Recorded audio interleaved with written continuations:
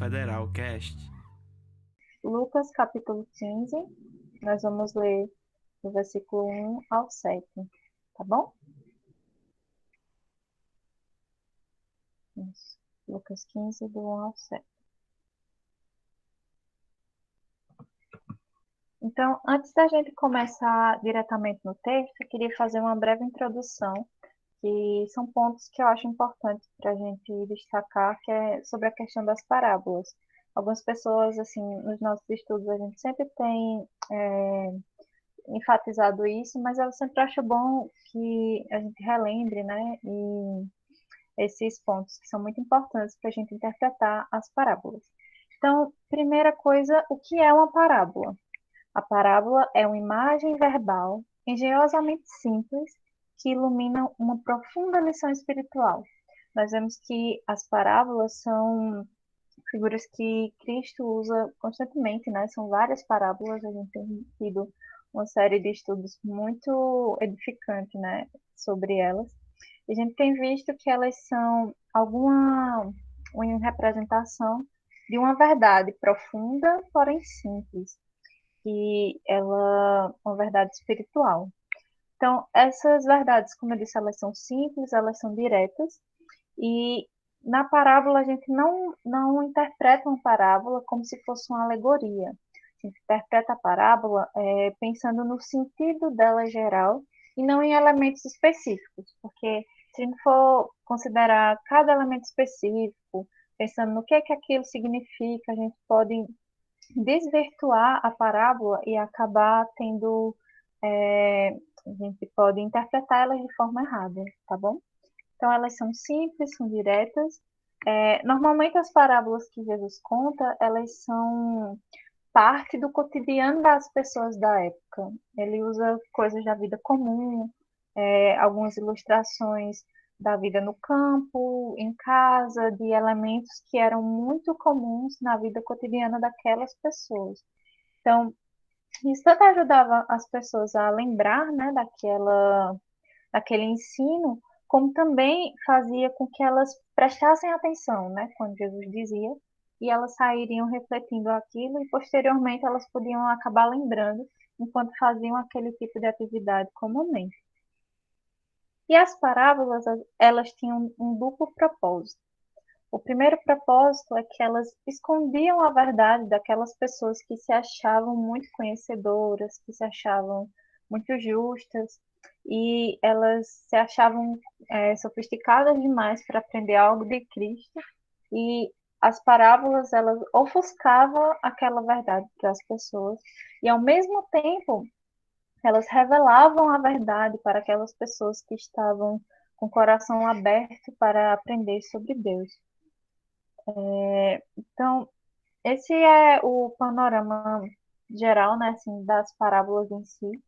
E agora a gente vai ler o texto de Lucas 15. Vale lembrar que esse capítulo 15 de Lucas, ele tem três parábolas descritas. É essa daqui que a gente vai estudar hoje, da ovelha perdida. Tem a da dracma perdida também, que é logo depois. E também a do filho pródigo, que a gente já teve um estudo aqui faz 2 semanas. E já está lá disponível no YouTube, quem quiser assistir, fica à vontade também. Então, nós vamos focar hoje, né, nessa parábola da ovelha perdida, Lucas 15, versículos do 1 ao 7, tá bom? Então, eu vou ler aqui. Diz assim a palavra do Senhor. Aproximavam-se de Jesus todos os publicanos e pecadores para o ouvir, e murmuravam os fariseus e os escribas, dizendo: Este recebe pecadores e come com eles. Então, lhes propôs Jesus esta parábola. Qual dentre vós é o homem que, possuindo 100 ovelhas e perdendo uma delas, não deixa no deserto as 99 e vai em busca da que se perdeu até encontrá-la? Achando-a, põe-a sobre os ombros, cheio de júbilo, e indo para casa reúne os amigos e vizinhos, dizendo-lhes: Alegrai-vos comigo, porque já achei a minha ovelha perdida. Digo-vos que, assim, haverá maior júbilo no céu por um pecador que se arrepende, do que por 99 justos que não necessitam de arrependimento. Vamos orar. Senhor Deus, muito obrigada, Senhor, por essa tarde. Te agradecemos, Senhor, pelo trecho da tua palavra que lemos agora. E pedimos, Senhor, que esteja direcionando, Senhor, os nossos corações e nos instruindo, Senhor, nessa tarde. Usa, Senhor, tudo que for dito aqui, Senhor, para frutificar em nossos corações, que nós sejamos transformados, Senhor, e que venhamos a pôr em prática, Senhor, isso que aprendemos hoje, ó Pai. Não deixa, Senhor, que nós sejamos ouvintes negligentes, mas nos torna, Senhor, operosos e praticantes, Senhor, no Teu reino. Te agradeço, sim, por tudo. Em nome de Jesus, amém. Então, vamos lá. A primeira coisa que a gente vê aqui no versículo primeiro é que haviam alguns grupos, certo? Então, o primeiro ponto que a gente vai ver são esses grupos. O versículo primeiro diz assim, ó: aproximavam-se de Jesus todos os publicanos e os pecadores para o ouvir. Então, esses dois grupos que a gente tem, publicanos e pecadores. E a gente às vezes pode confundir, né, o que são cada um deles. Os publicanos eram aqueles cobradores de impostos. Eles eram pessoas, muito, a maioria judeus, né, que eles eram contratados por Roma para receber os impostos dos judeus em si. Então, eles eram pessoas que tinham muita. As pessoas tinham muita desconfiança com os publicanos. Elas tinham, na verdade, raiva mesmo dos publicanos, porque eles eram conhecidos por serem desonestos, por enriquecerem as custas dos próprios conterrâneos, né? Porque eles estavam, teoricamente, traindo os próprios judeus, o seu próprio povo, e eles eram vistos assim, como essas pessoas desonestas e enriqueciam. E, na verdade, isso acontecia muito, como a gente vê até o exemplo de Zaqueu. Zaqueu era um publicano que ele enriquecia as custas das pessoas e a gente vê assim que quando ele se converte, ele diz: eu vou restituir a todos os que eu roubei 4 vezes mais do que eu tinha pego. Então, era comum essa prática dos publicanos, por isso que as pessoas tinham tanta aversão a eles, sabe? Outro publicano que a gente conhece e mais que ele é bem famoso é o próprio Mateus, né? Ou chamado de Levi também. Ele era um publicano em si, que Jesus foi lá e chamou, se tornou discípulo, e ele acabou escrevendo o Evangelho, né, de Mateus. Então, um publicano completamente ignorado, né? Eles eram bem assim, avessos, né? Os judeus eram avessos a ele, e ele acabou escrevendo um Evangelho da palavra. Então, esses eram os publicanos, e quem eram os pecadores? Os pecadores eram aquelas pessoas que eram reconhecidas publicamente, que cometiam certos pecados comuns, né? Assim, tinham atitudes pecaminosas, como por exemplo, que a gente vê lá em Lucas 7, que é quando Jesus está no banquete com Simão e chegou uma mulher pecadora, que as pessoas dizem, né? Olha, ela é uma pecadora. Provavelmente ela era uma prostituta, então era um pecado reconhecido e existiam essas pessoas, né, que eram publicamente reconhecidas como pecadores, mas também poderiam ser pessoas que não seguiam aquela religiosidade dos fariseus, de tão estrita, né? Era aquelas pessoas que não tinham essa preocupação tão grande. Então, eram esses dois grupos. Nós tínhamos os publicanos, tínhamos os pecadores. E o interessante aqui nesse versículo é que ele começa dizendo assim: aproximavam-se de Jesus todos os publicanos e pecadores. Então, eu falei com vocês que os publicanos eles eram rejeitados, as pessoas tinham aversão aos publicanos, as pessoas também tinham aversão aos pecadores, os fariseus especialmente. Vocês lembrem que no capítulo 7 de Lucas, nessa passagem que Jesus é ungido por essa mulher, as pessoas olham assim, até Simão que diz, se esse fosse profeta, ele saberia quem é que está tocando ele não deixaria que uma mulher dessa tocasse nos pés dele. Então havia essa distinção bem forte. E as pessoas de bem não andariam com esse tipo de companhia. E a questão é que essas pessoas se aproximavam de Jesus. elas achavam o ensino de Cristo atraente. E isso é muito interessante, porque isso lembra muito o texto de Mateus, que diz que Jesus ensinava com autoridade, não como os escribas. Então, Jesus ensinava com essa autoridade, ele falava e as pessoas tinham interesse, tinham aquela atração de ouvir o que Jesus tinha a dizer.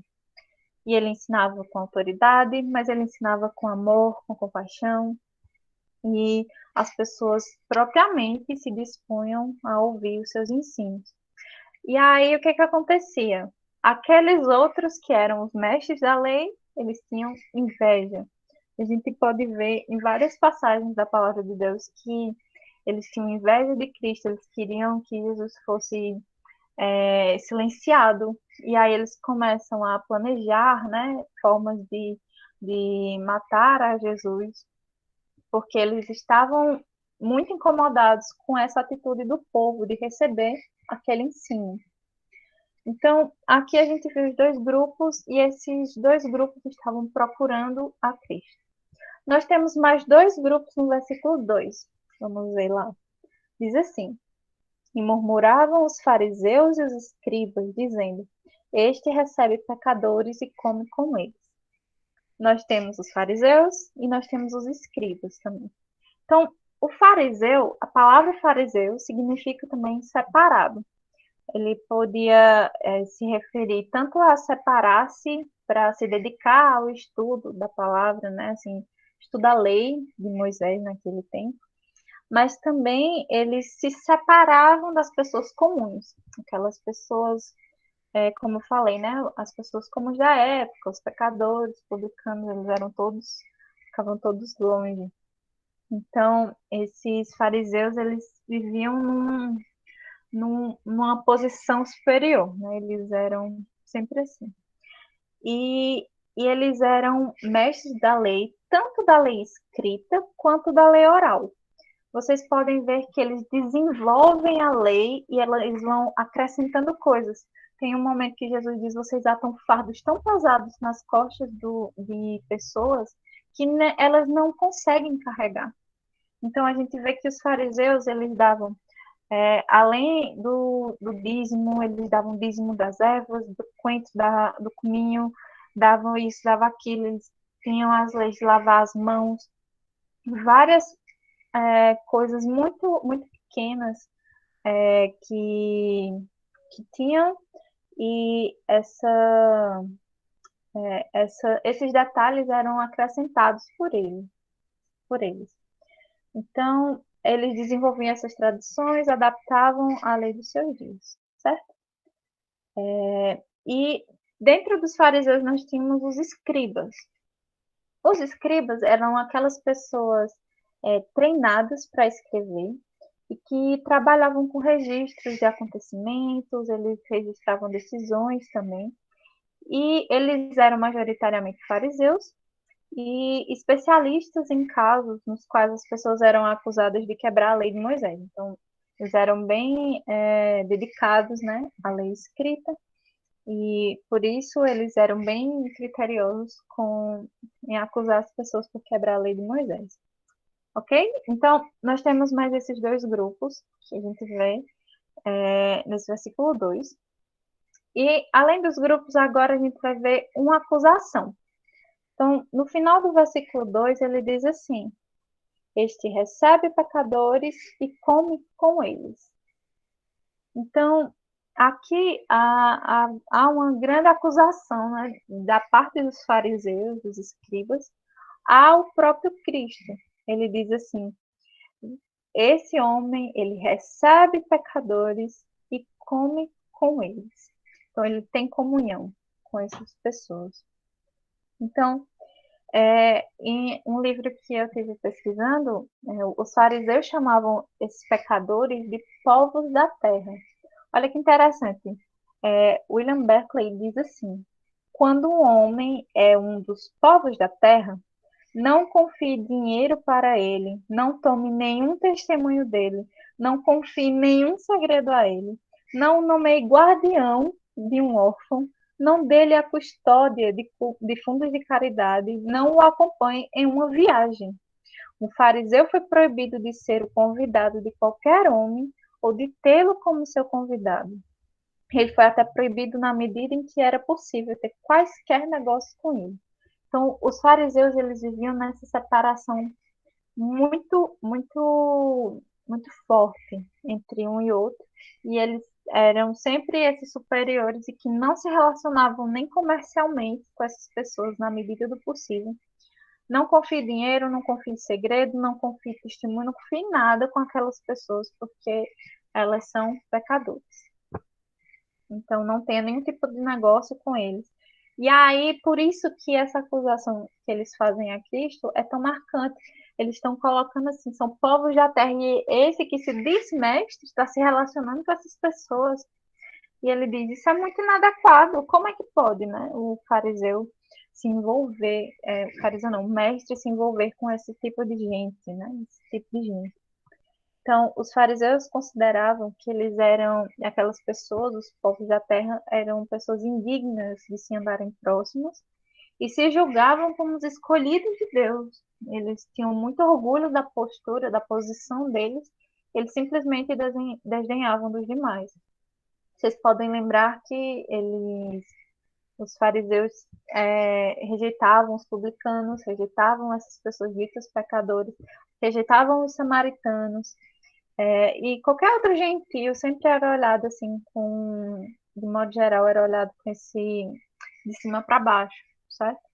Então eles tinham esse orgulho exacerbado da posição que eles tinham, da ascendência, né, que eles tinham. Nós somos filhos de Abraão, viemos lá e tal.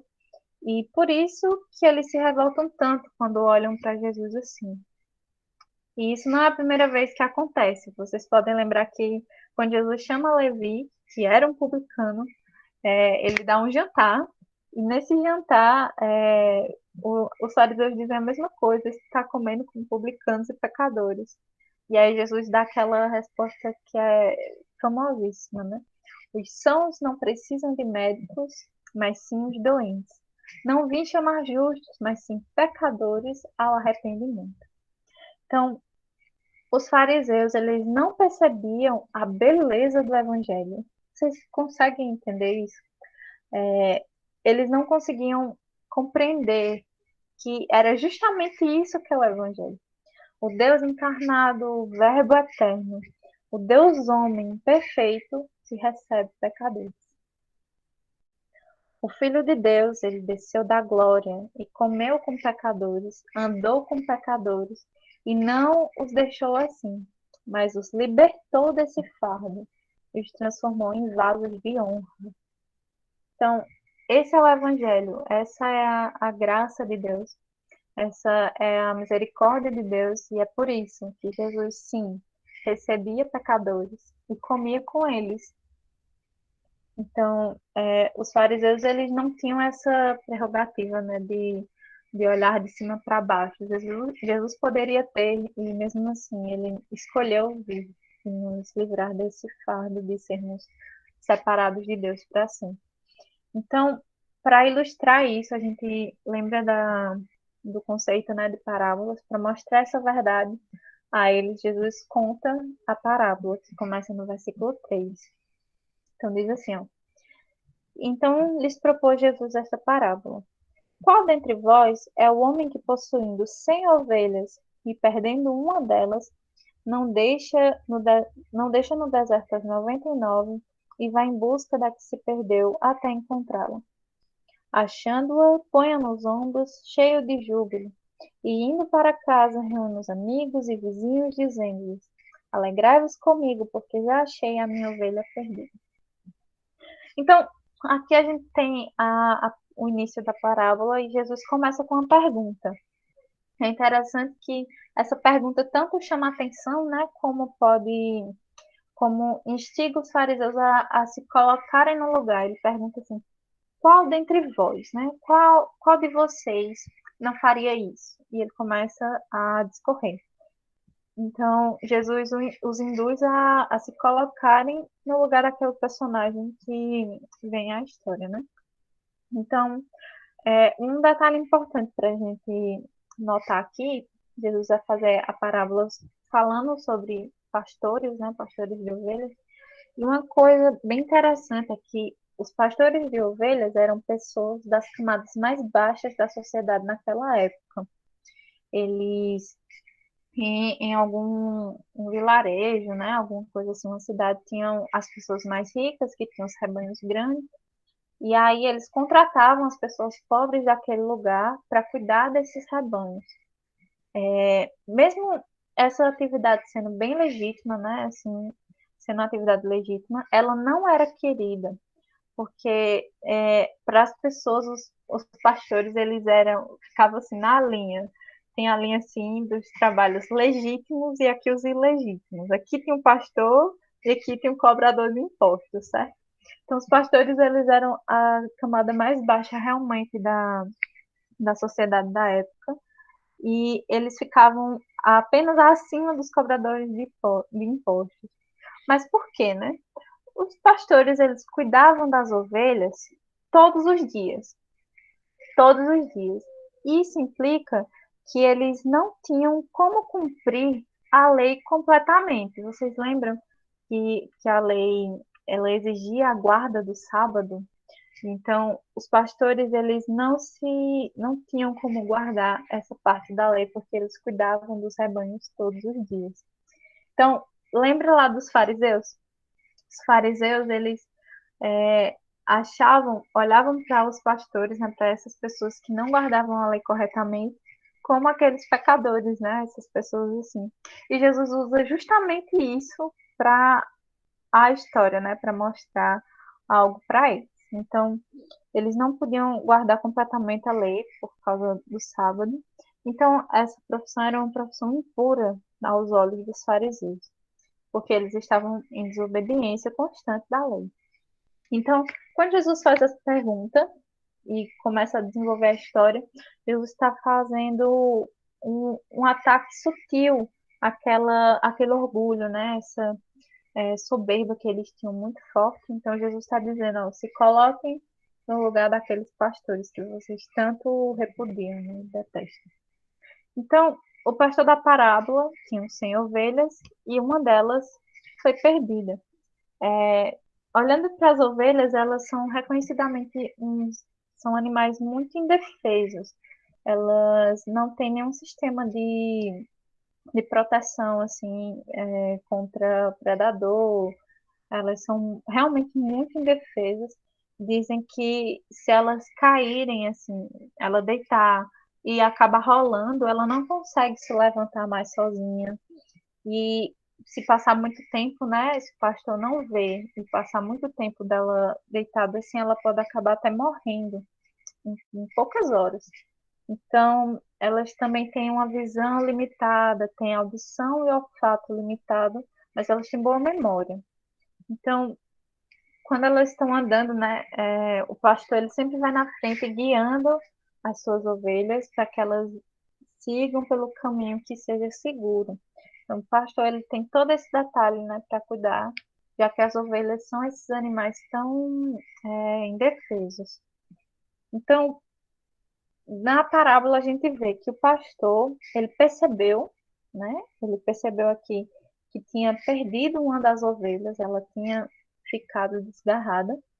E aí a parábola diz que ele deixa no deserto, né? Aqui no versículo 4. Não possuindo sem ovelhas, perdendo uma delas. Não deixa no deserto as 99 e vai em busca da que se perdeu até encontrá-la. Então, ele deixa todas elas no deserto. Aqui, deserto é no significado, no sentido de um campo aberto para pastagem, certo? É como uma planície, um local assim para pastagem, em que elas não tinham tanto risco. E aqui o pastor deixa todas essas ovelhas lá e ele vai em busca da ovelha perdida, a única perdida. E é engraçado é interessante, né? Que o final do versículo 4 diz assim: vai em busca da que se perdeu até encontrá-la. Então, aqui é um sentido de que foi um esforço e um esforço persistente. Ele vai em busca, vai até que encontrou. Então, não foi uma coisa fácil, foi uma rápida, mas a gente pode ter essa ideia de esforço persistente. O versículo 5 a gente vê finalmente o pastor encontrando, né, a sua ovelha, diz: achando-a, põe sobre os ombros, cheio de júbilo. Então, a alegria, né, que a ovelha foi encontrada, essa alegria enche o coração do pastor. E naquela época, as pessoas compreenderam muito bem esse sentido de alegria, né? Porque, como eu disse, era uma coisa muito comum na sociedade de lá. E a lei escrita de Moisés dizia que se um pastor perdesse a ovelha daquele que o contratou, ele precisaria restituir esse valor, a menos que ele provasse que ela foi pega por algum predador ou mediante juramento. Então, o pastor ele era completamente responsável por aquela ovelha, e a menos que acontecesse alguma coisa assim fora do normal, né, que ele devia proteger as ovelhas, então ele deveria restituir esse valor. E como eu disse antes, os pastores eles eram a camada baixa da sociedade, eles não tinham esses recursos. Então, as pessoas entenderam esse sentido de alegria em encontrar aquela ovelha perdida. Era algo muito importante.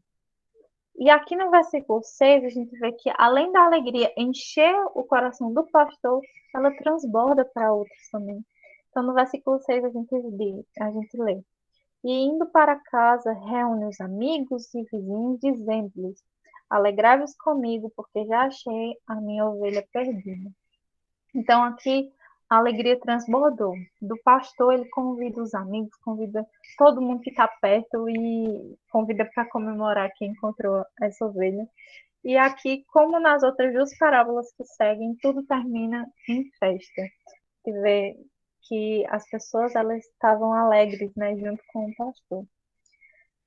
E até aqui é muito provável que os fariseus tenham entendido tudo, certo? Eles tinham compreendido a história, compreenderam a parábola, e apesar daquela aversão direta ao pastor, eles compreendiam o recurso que aquilo envolvia. Se a ovelha tivesse sido perdida, um recurso. E eles compreendem, né, esse valor, até porque os fariseus eles eram muito amantes do dinheiro. Algumas passagens dizem que eles eram avarentos, eles tinham esse amor, né, ao dinheiro.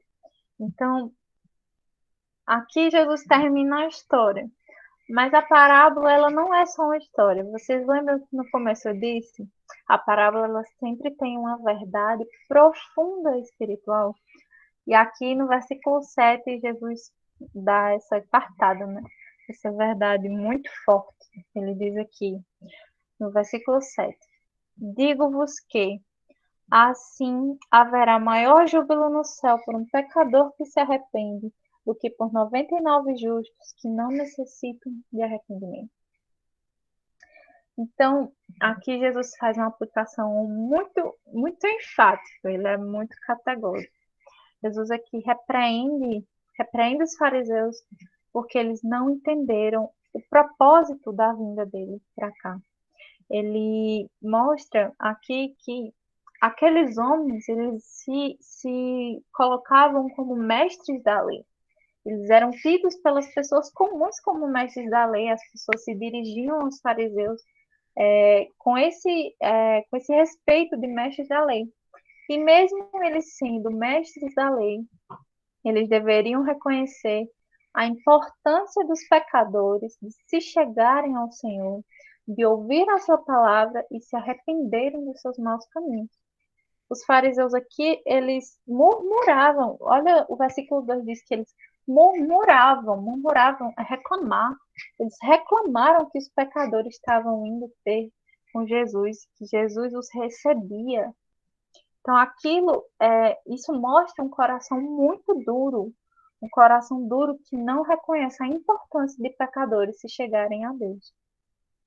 E eles ouviram dessas pessoas ouvirem a palavra, se converterem dos seus caminhos maus e se entregarem a Deus para uma mudança de vida. E eles achavam que eles não levavam isso em conta. O coração endurecido deles quanto a isso, só mostra que eles não compreendiam o Deus que eles falavam crer.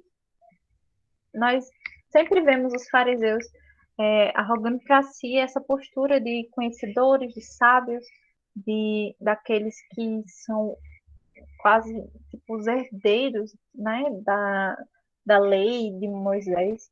Eles se colocam nessa posição, mas eles não conhecem o Deus que eles falam conhecer. E isso fica claro em todo momento quando eles reagem com Jesus. Eles têm esse encontro com Jesus e eles não o conheceram. Não conheceram o Deus que eles diziam conhecer. E aqui, tal como Jonas, que se entristeceu pela salvação de Nínive e não se alegrou pelos frutos de sua mensagem, os fariseus, eles não se alegravam pela transformação de pecadores. Então, Jesus aqui, ele está dando essa lição para eles, que eles estavam desvirtuando o evangelho, eles não estavam entendendo, eles não compreendiam nem o próprio Deus que eles diziam tanto conhecer. E um detalhe importante nesse versículo, Jesus diz que haverá maior júbilo no céu por um pecador que se arrepende do que por 99 justos que não precisam de arrependimento, não necessitam de arrependimento. E Jesus aqui, ele não está falando que aqueles homens não precisam de arrependimento. Na verdade, lembra que a parábola ela tem um ponto específico. Então, Jesus aqui ele não está dizendo que aqueles homens não precisam de arrependimento. O que Jesus está dizendo é que aqueles homens não têm noção de que eles precisam de arrependimento. Então, quando eles ouviram a parábola e dizem assim, ovelha perdida, os publicanos, os pecadores, aquele povo ali, eles são as ovelhas perdidas. Eu não pode ser eu. Então, eles não tinham noção, eles não tinham consciência de que eles precisavam se arrepender. E se vocês lembrarem, na passagem que Simão está na casa, né? Simão fariseu recebe Jesus para o jantar. E a mulher, a mulher pecadora vem, unge os pés de Cristo. Jesus também contou uma parábola sobre isso. E ele disse que haviam dois devedores, um devia mais, outro menos, o Senhor perdoou os dois. E aí pergunta quem o amará mais? Sim, a quem foi mais perdoado. E aqui a gente vê que a questão também é essa. Não é a quantidade de pecados. Jesus está falando aqui sobre a consciência. A ênfase de Jesus não é a quantidade de pecados, mas sim a consciência dos seus pecados e a consciência da necessidade de arrependimento. Então, olhando para essa parábola, a gente vê como Jesus ele enfatiza para os fariseus essa necessidade de arrependimento. Mas tem outro personagem nessa parábola que chamou muita atenção, que eu ainda não falei muito bem sobre ele, que eu deixei para o final, que é justamente sobre o pastor. E aqui eu queria pedir que vocês abrissem em João capítulo 10. João capítulo 10, nós vamos ler os versículos 11 a 16. João capítulo 10, versículos 11 a 16. Diz assim: Eu sou o bom pastor. O bom pastor dá a vida pelas ovelhas. O mercenário que não é pastor, a quem não pertencem as ovelhas, vê vir o lobo, abandona as ovelhas e foge. Então o lobo as arrebata e dispersa. O mercenário foge porque é mercenário e não tem cuidado com as ovelhas. Eu sou o bom pastor. Conheço as minhas ovelhas e elas me conhecem a mim.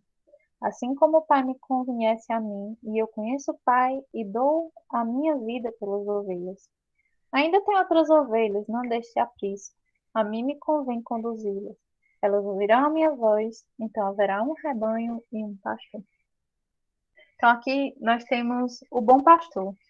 Isso é muito interessante quando a gente olha para aquela parábola e olha para esse texto, porque lembra que o pastor ele era o rejeitado, né, assim, nas camadas baixas da sociedade, mas Jesus se coloca como um pastor. e ele puxa para si nessa autoafirmação: eu sou o bom pastor. Assim como em João ele dá várias outras afirmações sobre si mesmo, aqui ele fala sobre ser o bom pastor. E não só o bom pastor, né, mas ele é o supremo pastor, ele é o nosso pastor. E aqui nós vemos alguns pontos que nós também vemos lá naquela parábola. O bom pastor, ele sentiu falta das ovelhas e ele foi atrás dela. E ele se arriscou por ela. Lembra que eu falei que o trecho dá a entender, né, que era um trabalho, uma busca difícil, exigiu esforço. Aqui nós vemos que o nosso bom pastor, ele dá a vida pelas ovelhas. Outra coisa que a gente vê no bom pastor aqui é que ele conhece as suas ovelhas. Olha o versículo 14. Eu sou o bom pastor, conheço as minhas ovelhas e elas me conhecem a mim. Então, lembra, os fariseus, eles não conheciam o Deus que eles deviam conhecer? Aqui nós vemos que as ovelhas que pertencem ao rebanho de Deus o conhecem. Elas o conhecem a sua voz, conhecem a sua palavra. Elas conhecem a ele mesmo. E por fim, o versículo 15, nós lemos: assim como o Pai me conhece a mim e eu conheço o Pai, eu dou a minha vida pelas ovelhas. Ainda tenho outras ovelhas, não deixa aprisco. A mim me convém conduzi-las. Elas ouvirão a minha voz, então haverá um rebanho e um pastor. Então, além desses pontos, dele dar a sua vida pelas ovelhas, dele conhecer as suas ovelhas e se fazer conhecido a elas, ele também conduz essas ovelhas. Ele durante, conduz até a chegada do aprisco, até o ambiente seguro. E no fim haverá um rebanho só e um só pastor. E aqui Jesus está dizendo que ele é o bom pastor que une as suas ovelhas e um dia estarão todos juntos em um só rebanho, uma só unidade e um só pastor. Então, o que é que a gente tira de lição, né, de tudo isso que a gente viu hoje? Então, nós vemos aqui que Jesus ele acusa muitos fariseus por eles serem essas pessoas que se colocavam acima dos outros e que rejeitavam, eles completamente rejeitavam os pecadores, pessoas que viviam longe de Deus. E nós não devemos ser dessa forma. A gente não pode confundir santidade com isso. A santidade que Deus exige é uma separação das práticas, mas a gente não pode se colocar acima das pessoas, nos achando mais melhores, nos achando pessoas mais santas, mais sábias, né, do que aquelas outras pessoas. A gente não deve ter essa atitude soberba, uma atitude de puro orgulho. E isso é uma coisa que a gente deve prestar bastante atenção no nosso coração, se nós temos sido essas pessoas orgulhosas. Outra coisa é que a gente não deve achar que as pessoas elas não podem ser alcançadas pela graça de Deus.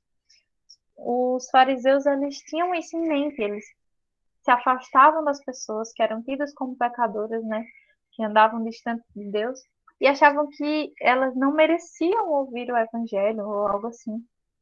Mas não há pecador que não possa ser alcançado pela graça. E isso deve ser algo que é vivo nos nossos corações, sempre. E a graça, ela nos leva à humildade, porque a gente sabe do nosso coração, a gente sabe dos nossos pecados, dos nossos erros, a gente sabe disso, cada um conhece o seu coração. E nós não devemos agir com essa soberba, com esse orgulho. Sempre devemos olhar com humildade, porque foi essa graça que nos atingiu, que pode atingir outras pessoas também. Outra coisa que é muito importante, né, perguntar se você é ovelha desse pastor. Nós falamos aqui do pastor, dessas características maravilhosas, né, desse pastor. Mas a pergunta mais importante é: você é ovelha desse pastor? Você pode dizer assim, tal como o salmista, no Salmo 23, o Senhor é o meu pastor, nada me fará falta. Será que sim? Porque Não adianta recitar isso se você não é ovelha desse pastor. E como você sabe que é ovelha desse pastor? Ele diz que as minhas ovelhas ouvem a minha voz. Eu conheço e elas me conhecem também. Então é muito importante que nós tenhamos certeza que nós somos ovelhas desse pastor. E se você não é ovelha desse pastor ainda, não perca tempo, porque é maravilhoso ser parte desse rebanho. E a última coisa que eu queria deixar aqui é sobre a comemoração. Nós vimos que na parábola tem os amigos, todos que se juntam com esse pastor, e eles comemoram o encontro, né, com essa ovelha perdida. Então, que nós também, como ovelhas desse mesmo rebanho, comemoremos quando nós vermos pecadores chegando ao rebanho do supremo pastor. Então, nós devemos nos juntar com os anjos que cantam no céu e comemorarmos grandemente a chegada de novas ovelhas a esse rebanho. E por fim, eu queria ler Lucas 19:10 para vocês, que resume tudo o que a gente falou aqui hoje. Lucas 19:10 diz assim: porque o Filho do Homem veio buscar e salvar o perdido, ou seja, eu e você. Amém.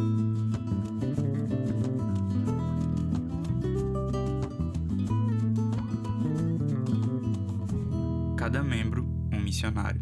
Cada vida, uma missão.